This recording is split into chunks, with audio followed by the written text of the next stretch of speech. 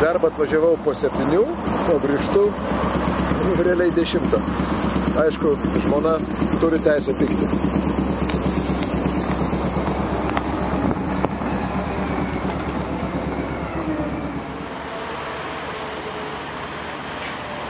Patikėkit, nėra lengvas darbas taip vėlai vakare, net naktį, tam, kad mes galėtume normaliai nuvažiuoti į darbą ir kad miestas atrodytų geras. Vakarėjantis Vilnius, vakarėjantis Vilnius. Gražu.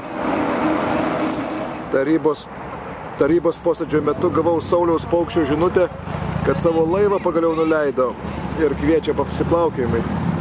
Šaunuoliai tokie žmonės. Atskira tema keliuose posūkiai. Vilniečiai, tikri Vilniečiai, vairuotojai visada rodo posūkius, kada persirikia iš vienos juostos į kitą arba daro posūkį. Tai daro tikri Vilniečiai. Sutikit, kad katedra yra fantastiško grožio.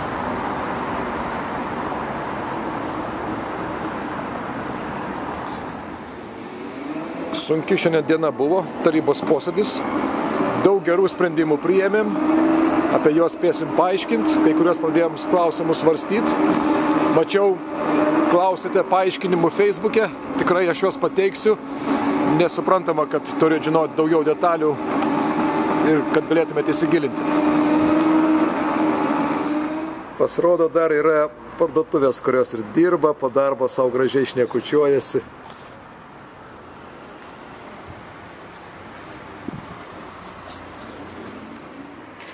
Kągi, štai ir namai. Diena beveik į pabaigą. Sakyčiau, buvo visai nebloga. Įtempta, bet tikiuosi, jinai bus šiandien reikšminga. Ir jums, ir Vilniui, ir man. Ačiū.